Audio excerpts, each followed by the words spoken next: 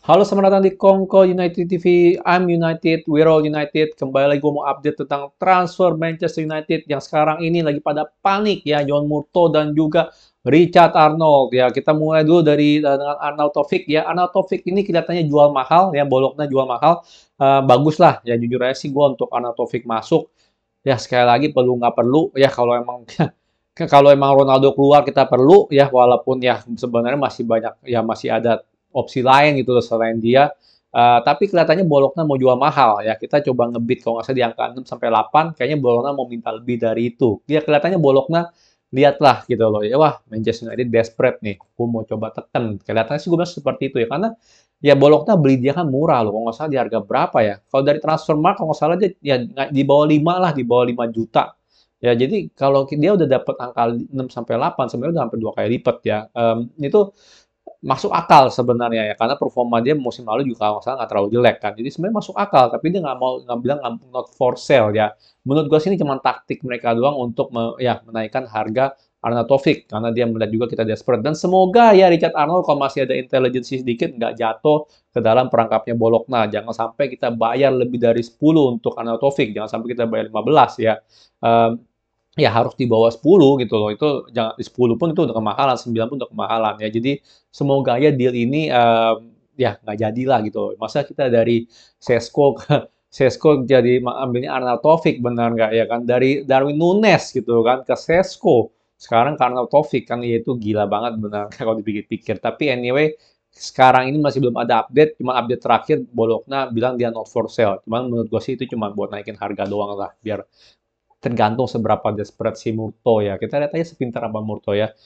Selanjutnya aku pengen update tentang ya ini Adrien Rabiot yang jauh lebih hot ya newsnya, karena kita tahu Juve mau jual Rabiot ya, dan kita perlu midfield gitu aja sih ya. Kita perlu mengganti McFred ya, dan ya inilah sekali lagi nggak kompetennya manajemen Manchester United gitu tuh ya. Kalau udah hasil jelek baru ya kebakaran jenggot. Padahal preseason pada lama banget kemarin nggak ada deal-deal sama sekali ya. Ini benar-benar ya menunjukkan lah ya, kalau ya Richard Arnold sama John Murtough tuh sama aja. Tapi ini kita mau ngomongin Adrien Rabiot ya. Jadi gue bilang sih ini dealnya udah sangat dekat. Ya, gue bilang sih untuk soal harga harusnya sih di angka 15 sampai 20 ini dapat ya. Jangan sampai kita bayar 25 sampai 30. Kalau seandainya itu terjadi, sekali lagi Richard Arnold ataupun John Murtough tuh nggak bisa kerja. Ya karena ya Juventus desperate mau jual, ya kan tinggal 1 tahun lagi kontrak dia, kita mau beli gitu. Ya desperate juga lah mau beli, ya kan. Jadi dalam arti sama-sama desperate gitu loh, bener nggak, lu nggak, jangan Richard Arnold jangan beli di angka di atas angka ini, itu angka pasarnya, di atas angka pasarnya si Adrian Rabiot, benar nggak? Kalau perlu kita yang apa, sengaja ini dikit gitu loh ya, hardball dikit lah ibaratnya, karena 1 tahun lagi itu bakal gratis dia keluar. Gua rasa Juventus nggak mau itu terjadi, kecuali ya mereka nggak kayak Manchester United lah, benar nggak? Ya jadi gua rasa sih ini harusnya di angka 15 sampai 20 dapat ya. Kalau bisa dapat di bawah 15 lebih bagus lagi.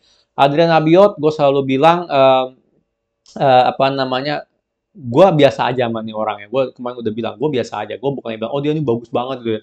Oh dia ini jelek banget, enggak. Gue bilang dia biasa aja. Yang pasti dia itu improvement dari McFred ya. Gue berharap sih dia improvement dari McFred ya. Jangan sampai enggak gitu ya. Kalau sama ya dodolnya kayak McFred ya, waduh abis deh, kelar gitu. Tapi kita perlu cadangan ya. Kita perlu cadangan. Gue melihat transfer Adrien Rabiot ini bukan pengganti Frankie De Jong. Ya, karena gue juga udah ngomong sendiri kan, gue udah selalu bilang, Frankie De Jong itu bukan solusi McFred. Kenapa? Karena kalau dia sendiri doang tuh nggak cukup. Kita perlu tambahan pemain ya, dan tambahan pemain itu dari Adrien Rabiot ya boleh aja, kenapa enggak? Ya, kita kehilangan Pogba sama Matic, kehilangan 2 midfield. Kita perlu tambah 2 midfield lagi ya. Adrien Rabiot salah satunya yang boleh aja, kenapa enggak gitu loh, bener ya.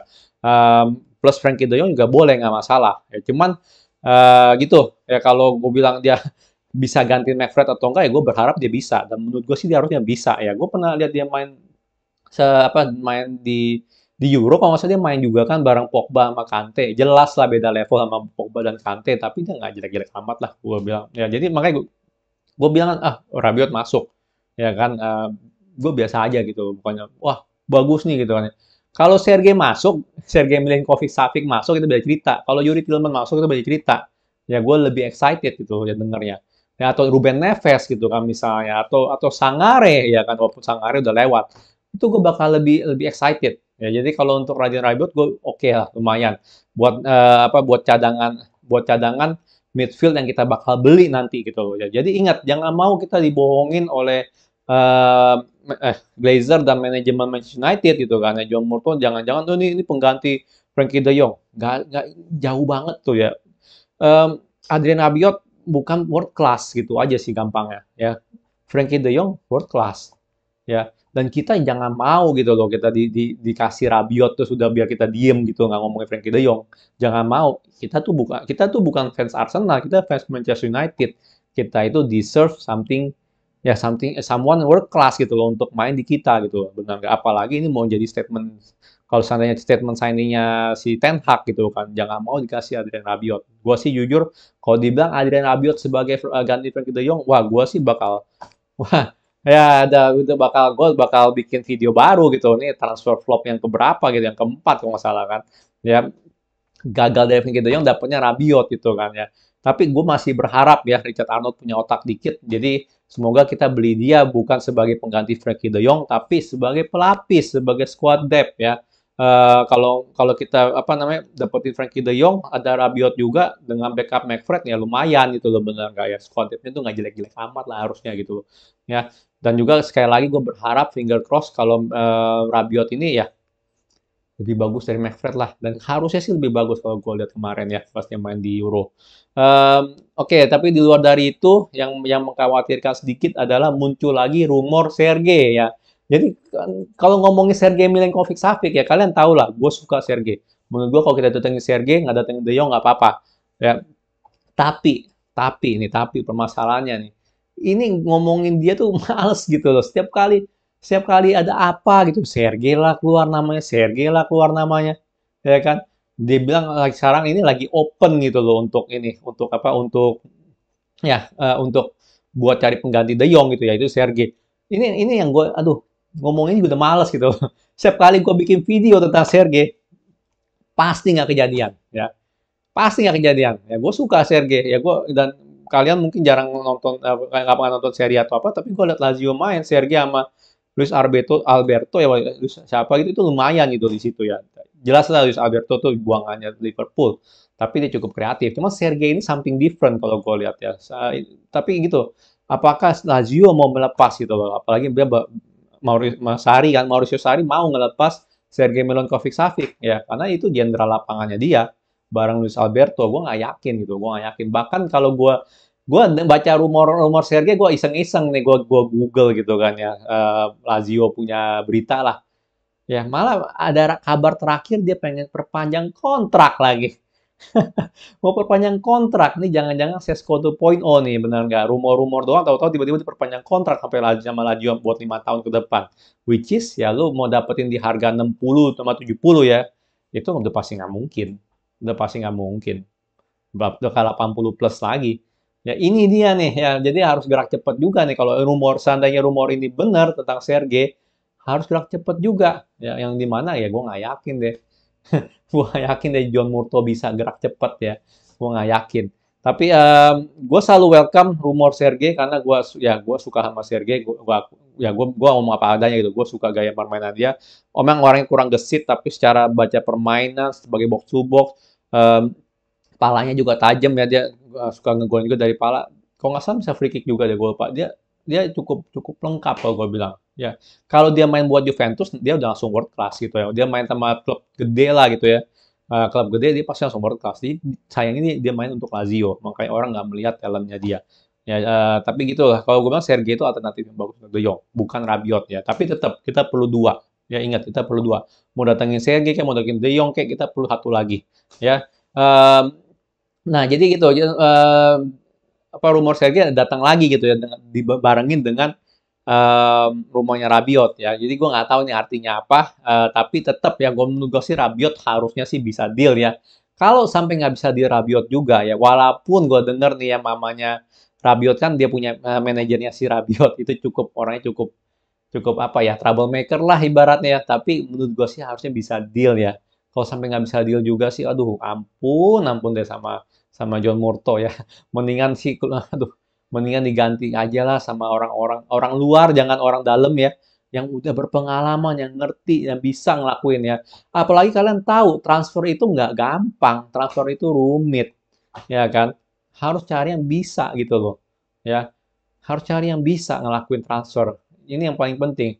Ya, jadi untuk Rabiot, sekali lagi positif, kalau harusnya sih deal, feeling gue bisa deal, yang kali 15 sampai 20, gaji gue nggak tahu, ya semoga nggak terlalu mahal, karena gimana pun juga dia di Juventus nggak gimana banget gitu loh, ya kan nggak nggak top top banget lah kalau gue bilang, dan dia juga bukan pemain top top banget kalau gue bilang, pemain bagus tapi bukan world class, jadi mendingan sebagusnya sih jangan sampai gaji mahal ya.